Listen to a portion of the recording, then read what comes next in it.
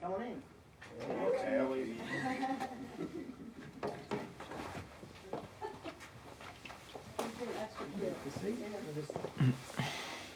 Mrs. Spencer is going to mic you up. Thanks. The most exciting idea inside the concept for me when Rick brought it up to me was to be able to really use time as the clay with which you create a character. I have for me, there's a very strong memory of my father when I was about 5 or 6, when the film begins. I don't think it's an accident that that's where it begins. That's where you're kind of around first grade is when we all start to kind of remember and put together our life in a sequential order. And I have these memories of my father and what he looked like and sounded and what he felt like then. And I have these memories of my father when I graduated high school.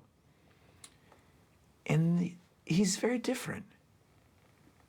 Who that man is versus who that man is. And I thought, well, wouldn't it be interesting to kind of paint a portrait of that transition, you know?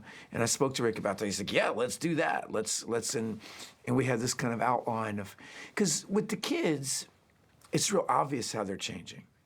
You know, I mean, first grade is very different than sixth grade. Sixth grade is very different than 10th grade. You know, your senior year is really different than your sophomore year. It's very obvious. But how 37 is different from 34, harder to map, you know? Let them know who you are, buddy. Let them know who you are.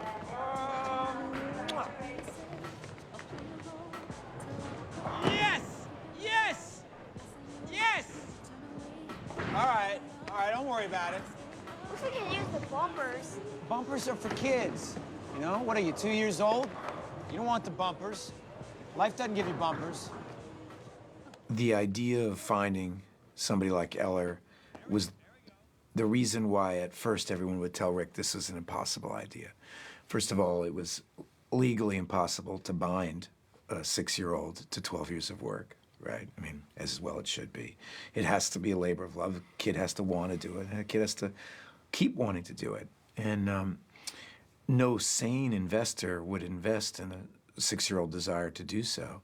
And Rick had a lot of confidence that he just wasn't going to make the movie if he didn't find the kid. I mean, he would just do it and cast it again another year. And I mean, Rick's very gifted at this. I mean, he on Before Sunrise, he used to say to us the same thing. I mean, he was looking for people to co-write the movie with him.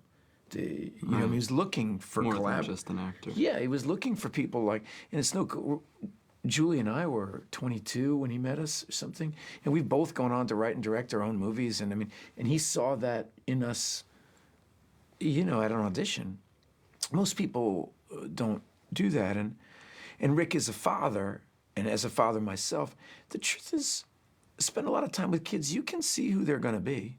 So was it important? It was absolutely essential, and if Ellar had lost interest, you know, obviously it could have turned into a cool idea we tried to do but didn't work out.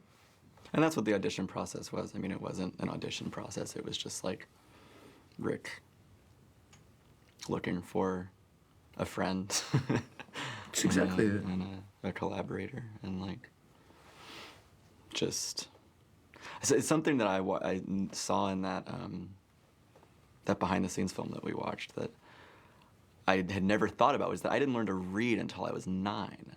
And of course I realized that, but I never put together the fact that meant that there were 3 years of the film in which I had to learn all of my dialogue verbally from Richard, or, you know, from the adults that knew how to read. And like, I don't know, I don't really remember that Those dynamic. first few years, there weren't even really sides, that, really. dialogue. It was just kind of, yeah. It's like, you know, Dad takes kids bowling.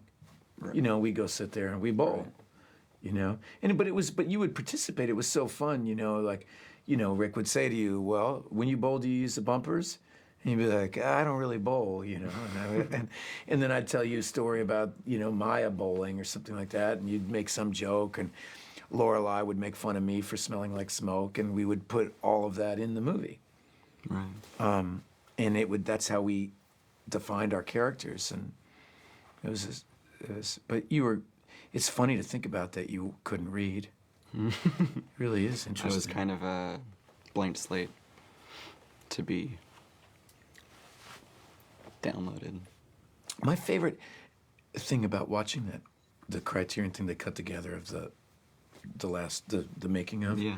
was how much of a blank slate you were not, actually. I mean, what I walked away from watching that thing it's how I felt on set, is you had a lot of agency. I mean, that's what was scary about it, from an adult's point of view, is that it's why so many child actors kind of go nuts, is that kids aren't ready for that kind of responsibility. You know, but because you didn't have to hold it for 4 months, or you'd have these little tastes, you never turned into a spoiled brat or you misused the power of it. But we were only going to go as far as you were going to take us. And you couldn't, it was so fun to see to remember again your passion, your energy, your interest. I mean, your interest in filming and what was happening, and how much of a participant. I always like to talk about how the big year, the first year you really participated in the writing was the camping year. Well, when we're at school, we got plenty to talk about, but when we're alone or on the phone, it's like we have nothing in common. Nothing? She's not interested in music or video games or 3 best movies this summer. You were you 12 then? 11? 11, I think. 11, yeah. That's really, really exciting to see happen, and it was really exciting to remembering you. Now when I think of working with you, I think of this now. Right. I mean, I think of the It was different, though. year it came out. But And I think the fact that, like, that I didn't, like, because I was, I was never in school, I mean, until much later, and, like, I never had any pressure to, like, succeed, or, like, it never felt like that, so I wasn't afraid, it's like, it's not that I didn't take it seriously, but it didn't, there wasn't pressure to, there was like, no downside. be anything in particular. The thing wasn't going to come out. There was no judgment of the Right. material. There was no failure. just something It we was were just doing. what's going to go well.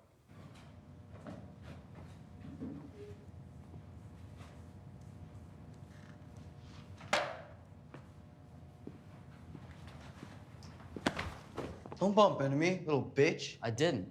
You call me a liar? No. Don't act like the tough shit, motherfucker. I don't think Pretty Boy's hair is good enough. Hey. As I got older, Mason became a more conscious outlet for, exploring what I was going through. And for that reason, I never thought, like, this is who Mason's becoming, or, for these reasons in this story. It was kind of like, well, this is what I'm going through, and how can I express that through Mason? Because that framework was kind of set. Not set, but it was created by a lot of things. By a lot of us, by Richard and Ethan, and it was like he's an amalgamation of, like, the whole story is an amalgamation of all of our lives, and so to kind of use that space that had been created and find the way to express what I was experiencing and struggling with through that, became something very valuable. One of the exasperating things about working with Richard Linklater is that he doesn't ever seem to have a plan at all. In fact, sometimes I would think, like, if we didn't bug him about the movie, I wasn't sure he was going to finish it, I mean, he's just, hey, maybe we will. Yeah, we should probably get on that. Huh? How long's it been now? Yeah, I mean, he wasn't stressed about it in the slightest, and it has a wonderful quality that creates a wonderful quality of making it never feel like a job. So the process on this one was just really, really Gentle. gentle, yeah, really gentle. He was watering a little tiny thing, and with no expectation about what it needed to be or what it had to be. The joke is, the finished film, even despite, I feel like I contributed so much with things I was going through as a father, things I'd gone through as a son of divorce, and thought I was bringing it, and you're bringing your life and your energy, and Patricia's bringing her energy, and Lorelei's bringing her energy. The finished film feels, smells, looks a lot like the film he told me about 14 years earlier over coffee. Wouldn't it be great? What if it was just this, you know? So he has a plan, but his unique ability to let the day take its own course and adjust. And to just use that, I mean, that kind of like almost raw, like human energy and just creativity and like love to just give it life, you know? It's like it's like something that I don't know, he created a place where we were allowed to love each other and to love what we were doing. And so with that energy, it grew, and it's like all he had to do was just kind of tend it. He really That's all we tried. had to do. A lot of directors are really known for their Just let it controlling grow. and their vision and stuff like that. Rick doesn't do that. He's not domineering. He really wants you to contribute. And in doing that, you get a lot of people's goodwill. You get a lot of their creativity, a lot of their, and their love. And then together it just kind of... Mason, why are you such a stick in the mud? What are you even talking about? Hey, you guys don't mind coming back here on the 20th, do you, for Cooper's baptism? Oh, it's fine. Sam, I appreciate it. It means a lot to Annie and her folks, you know? Were we baptized? when the first time I saw the film, I had never seen any of it and any of the footage until that point. And I think I wept for a very long time. It's just kind of like full body catharsis. But it's because it was these memories of making the film, but then also just all of the memories that were associated with, you know, that weren't directly related to anything in the film, but just like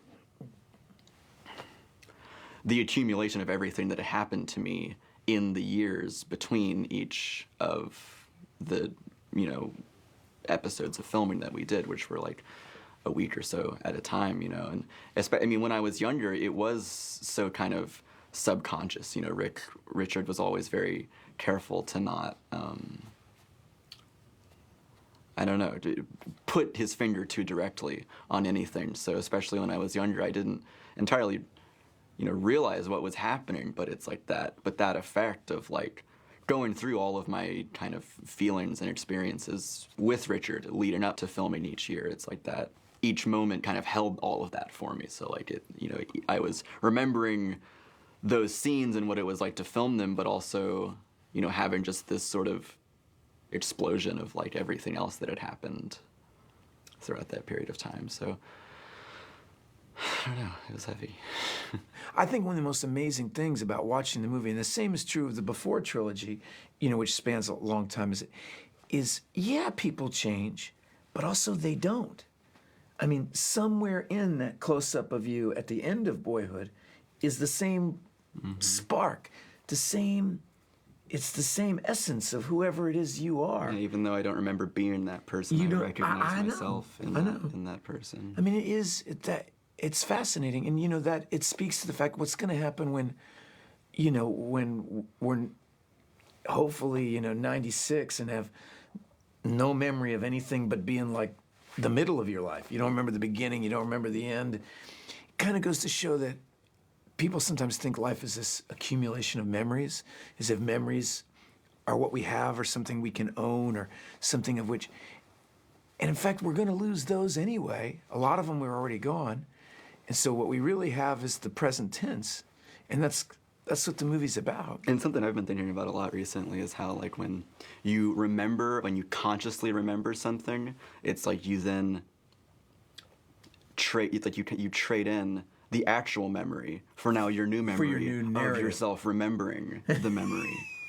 And like, there's something really powerful about just allowing those things to remain subconscious. And like, that's kind of... Well, it's about we as a culture turn everything into a narrative. This is why Susan and I broke up.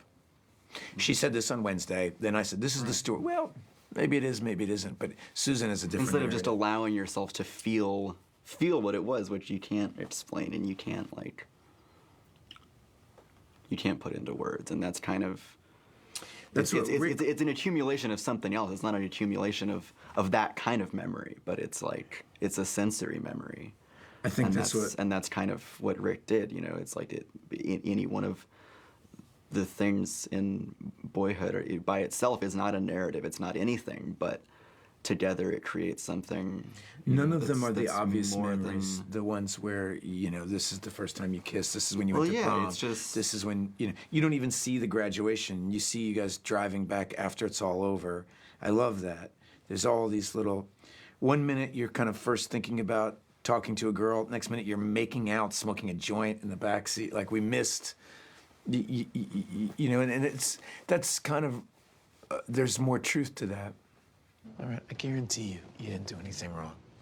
These high school love things, they never work out. Here, come here. I mean, everybody's just changing so much, you know? The odds of two young people staying on the same wavelength are... Yeah, but still. Look, and I also guarantee you that every day of your life that you spend crying over some silly girl is a complete waste of time. I think Richard was at least for me, and I think Lorelai definitely, it's like that, the idea of what the film as a film was going to be was something that he very intentionally kept off the table. He didn't want you guys thinking about the result. Right.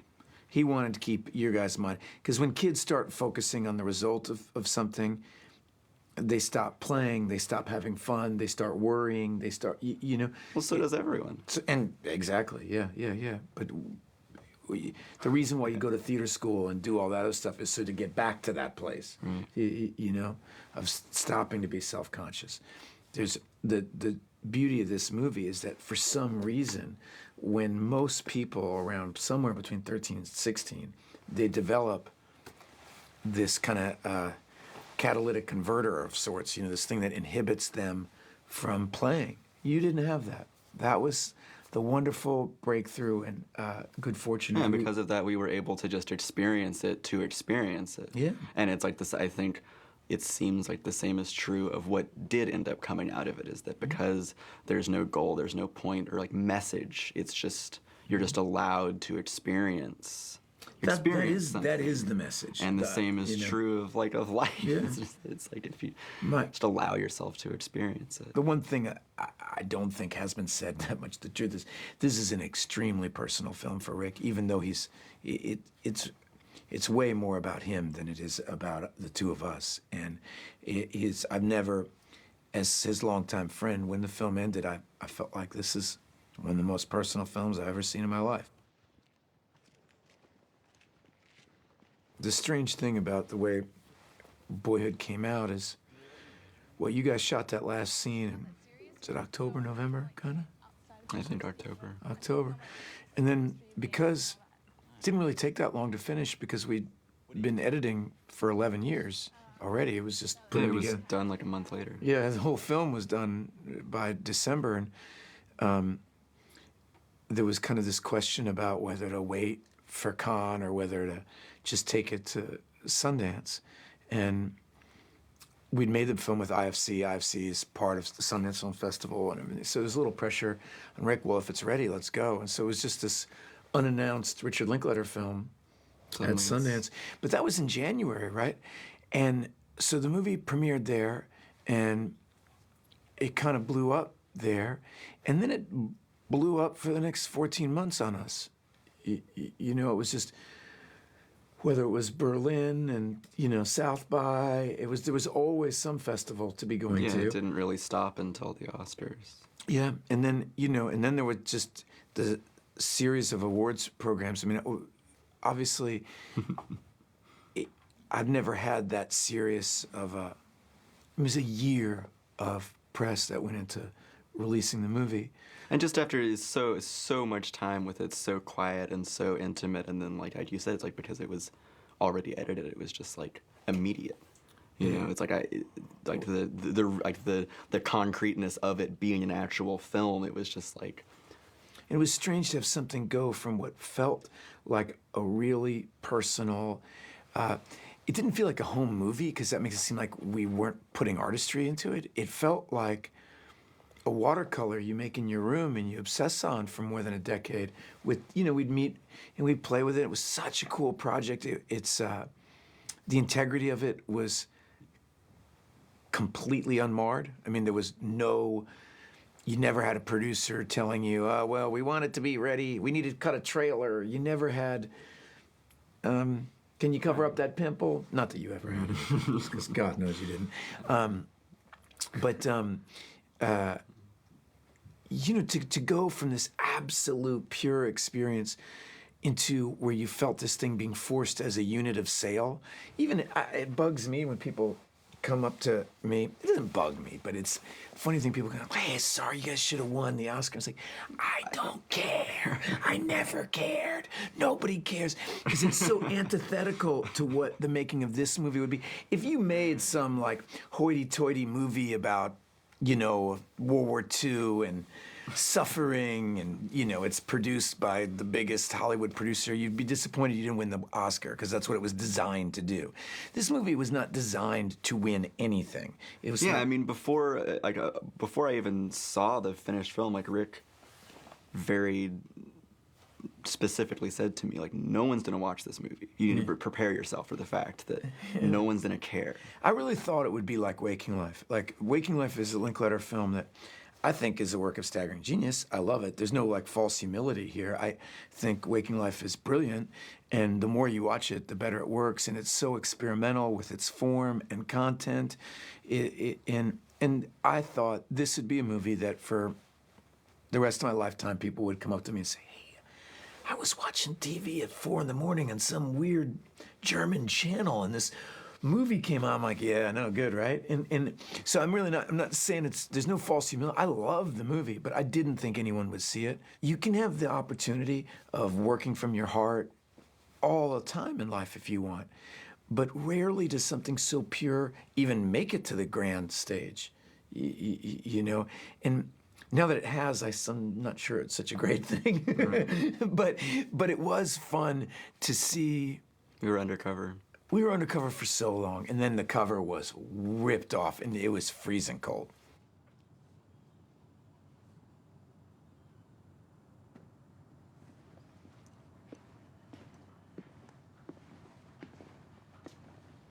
What? Nothing. No, what is it?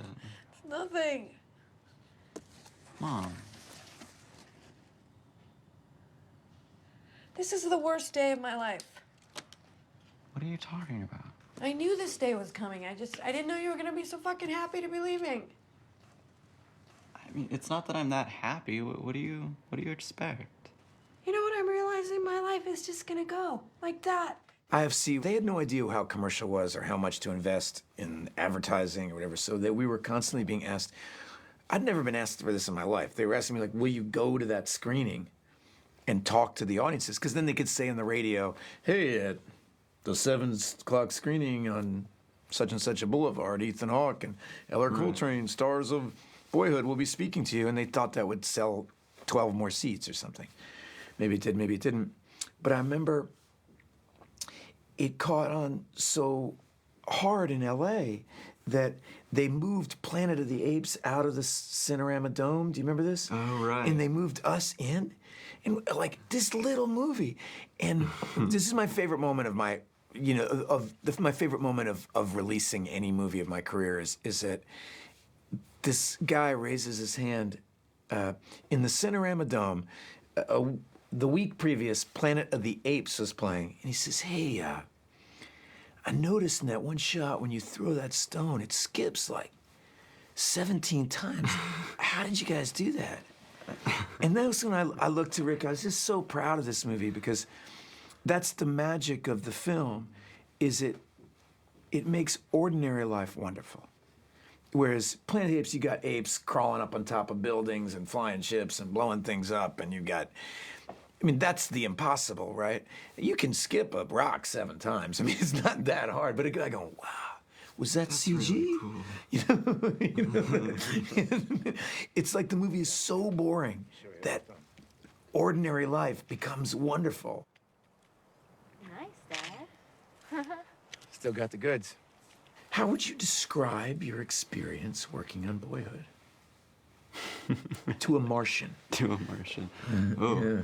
well. No, maybe not a Martian. They probably don't maybe speak not a English. Martian. It's a problem, you know. Yeah, it was like falling in love.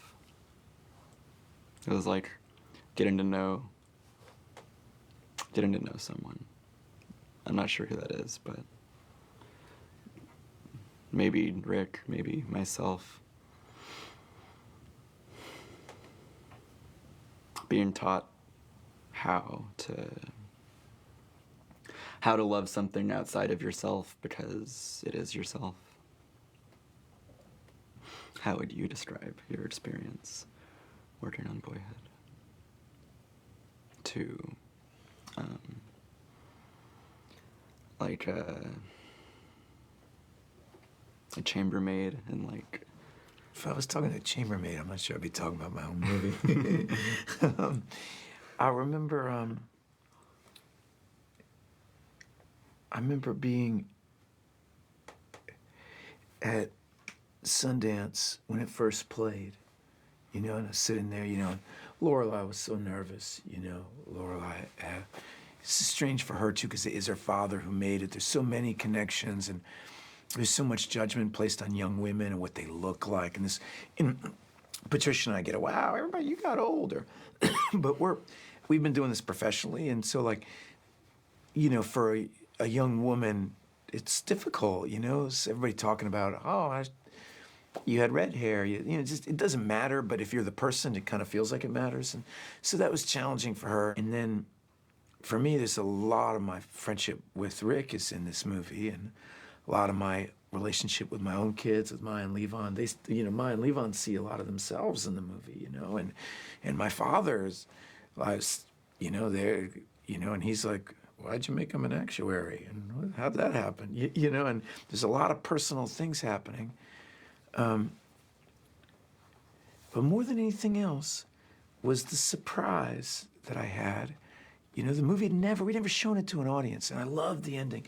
My favorite thing about the movie is the ending. You know how everyone's always saying, seize the moment? I don't know, I'm kind of thinking it's the other way around. You know, like, the moment seizes us. Yeah. Yeah, I know, it's constant. The moments, it's just, it's like it's always right now, you know? Yeah. The fact that when you said that thing about it being always now, the audience laughed, shocked me. I didn't, but it's like a great Zen koan or something. Like, it popped. I felt it's like it's a big relief. I felt the movie pop. And I felt that when they laughed, that everybody got it. This is 12 years of this thing that we're working on. And that line, it's always now, actually started like 8 years earlier. Rick, when we were doing the camping sequence, the weekend where Dad takes you camping and stuff, Rick got in the back seat with the camera and had just asked me to play some songs for you and talk to you and just talk about the music, to share my love of music with you. The father's supposed to be doing this, and so I picked, you know, and Rick asked me to pick a couple songs, and one of them I picked was the Wilco song, Hate It Here, and we talked about that one, but the other one was Willie Nelson's Always Now. And so almost like a strange dream, that song had come out that year, and so I'd also played that song for you in the car on an alternate take that we didn't use, and but I'd also, Maya and I sing that song, you know, and so that song had taken on its own meaning in my own family, and then here it was as the final line of this movie that we made, and everybody laughed, and it was almost like all of time went, you know, there's my father, there's my kids, there's you, there's my professional relationships, you know, there's, you know, one of my closest friends' daughters all grown up next to me, holding my hand so tight that it hurts, you know, and it's so much, boom, you know. That's how I describe the experience.